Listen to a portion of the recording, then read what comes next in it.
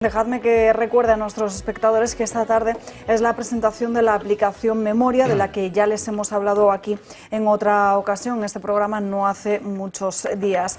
Las víctimas de ETA se reúnen después de un escenario político en el que la banda terrorista está consolidada a través de su brazo político de H. Bildu. Tenemos conexión en directo con María Sangil. Muy buenas tardes. Hola, buenas tardes. Bueno, esta aplicación cuenta precisamente las nuevas generaciones de jóvenes, lo que ha ocurrido en esta historia reciente, y está enfocada precisamente, como decimos, a ese público más joven, pero también supone una especie de homenaje a todas esas víctimas, ¿no? Bueno, en realidad es un homenaje a todas las víctimas del terrorismo, pero sí que es verdad que en pleno siglo XXI y en el año 24 queremos que las siguientes generaciones conozcan lo que ha sido la terrible historia del terrorismo.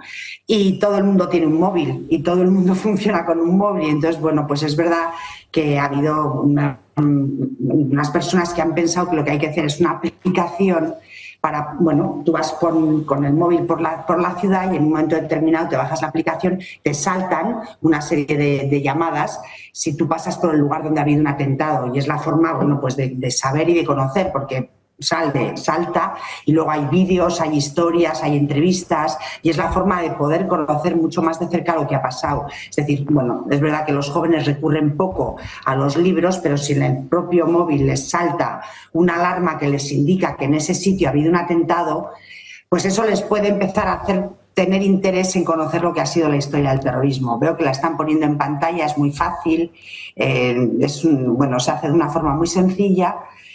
Y es una manera de rendir homenaje a las víctimas del terrorismo. Es decir, yo creo que no podemos olvidarlas, que hay que utilizar todos los instrumentos que tenemos a nuestro alcance, porque son los verdaderos héroes de nuestra democracia, y su historia y su recuerdo tiene que seguir vivo, y ellos siguen exigiendo memoria, dignidad, justicia y verdad, y con esta aplicación se intenta, bueno, pues restañar un poco todas esas heridas y devolverles un poco lo que exigen.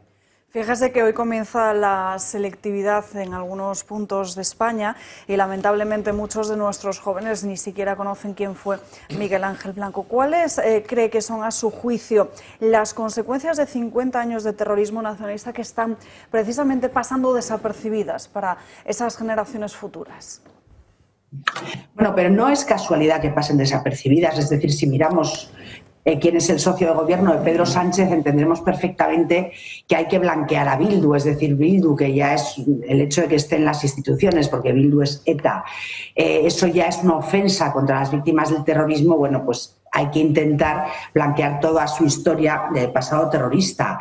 Y claro, queremos vivir como si ETA no hubiera existido, y si intentamos vivir como si ETA no hubiera existido, tenemos que meter dentro de un cajón a 1000 víctimas del terrorismo. ¿Y esto cómo se hace? Bueno, pues cambiando el relato, hablando de conflicto, contando una historia que no ha sido, y así, bueno, pues se intenta engañar a las siguientes generaciones. Por eso es imprescindible que quienes no queremos jugar a ese juego perverso de hacer como que ETA no ha existido y olvidarnos de las víctimas, bueno, pues por todos los medios que tengamos a nuestro alcance, hagamos conocer a las siguientes generaciones la historia reciente de este país. En el CEU, donde yo trabajo, hacemos charlas en todos los colegios del CEU. Todos los alumnos del CEU de primero de bachillerato reciben la visita de una víctima del terrorismo y conocen de primera mano lo que ha sido su historia y su testimonio.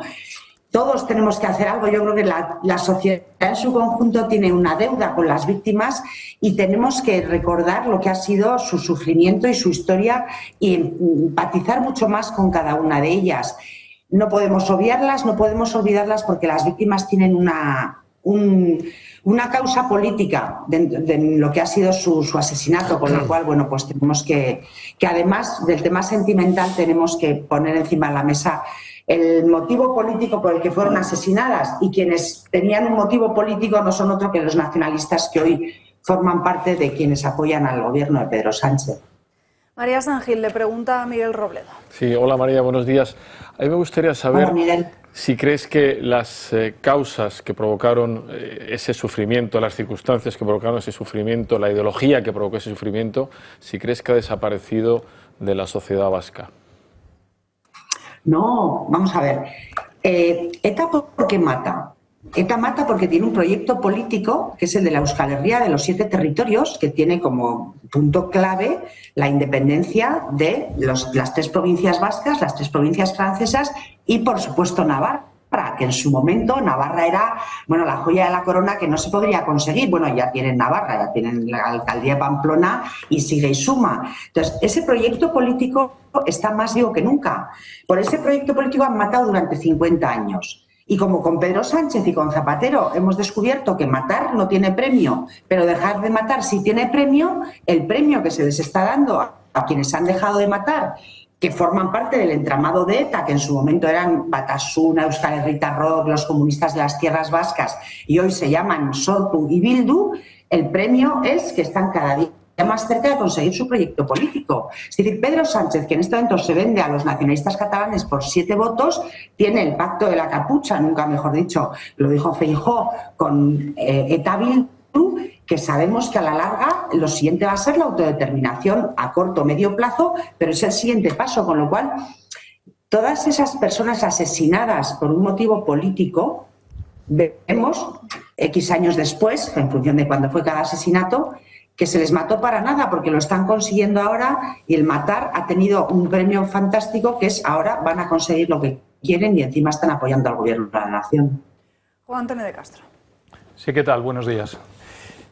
Sí, voy un poco en la línea de lo que estábamos diciendo cuando oí hablar de esa aplicación y, bueno, primero felicitar por toda la labor que hacen para que no olvidemos a las víctimas nunca y que se difunda lo más posible, pero frente a con esa aplicación y todo, yo estaba dándole vueltas todo el rato a que el principal problema que tenemos es un gobierno que es capaz de ponerse del lado de los bilduetarras y de gobernar con ellos y de machacar de esta manera la honra de las víctimas, ¿no?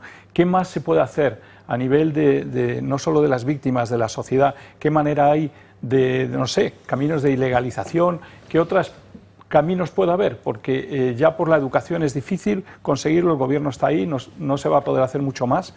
¿Y qué puede hacer la sociedad para rebelarse de alguna manera contra eso?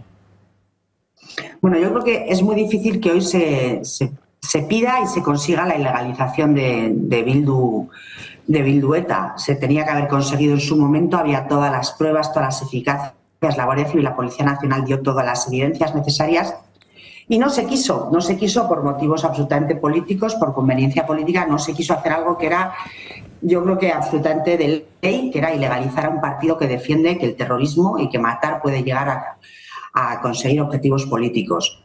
¿Qué podemos hacer? No desesperarnos. Es verdad que las víctimas parece que están amortizadas, pero no podemos darlas por amortizadas. Tenemos la responsabilidad moral de recordarles.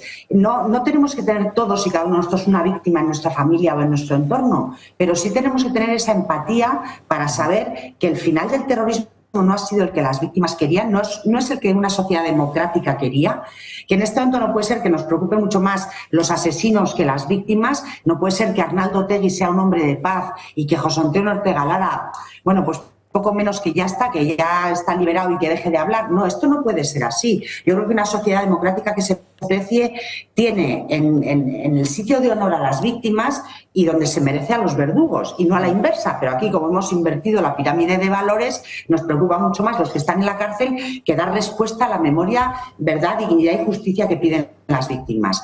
Entonces, ¿qué tenemos que hacer? Bueno, pues cada uno de nosotros recordar a las víctimas del terrorismo, es nuestra obligación moral. En actos como el de esta tarde yo invito a la gente a venir, porque el hecho de que venga mucha gente al acto querrá decir que las víctimas importan. En descargarnos esta aplicación, porque bueno, si tenemos pues 150.000 descargas, me invento las cifras, pues esto querrá decir que a la gente le interesa. Que cuando veamos que se hacen manifestaciones en favor de las víctimas o se presentan libros como el de la semana pasada de José María Laluce, la gente asista, es decir, que hay muchas fórmulas y luego, claro, que cuando votemos siendo conscientes de a quién estamos votando y que luego se hacen una serie de pactos y de alianzas que desde luego a mí me avergüenzan continuamente, porque cada vez que veo a Pedro Sánchez y sé que su socio del gobierno es Arnaldo Otegi, a mí se me revuelve un poco todo y pienso, bueno, ¿dónde está la decencia política y dónde está la decencia democrática? Porque la decencia moral creo que la hemos perdido. Sí. Totalmente de acuerdo. María Sangil, muchísimas gracias por estar con nosotros en directo y precisamente para dar memoria y justicia a todas esas víctimas. Esta aplicación, la app Memoria, que se presenta hoy en Madrid a las 7 de la tarde. Un abrazo. Muchísimas gracias, un abrazo fuerte, gracias.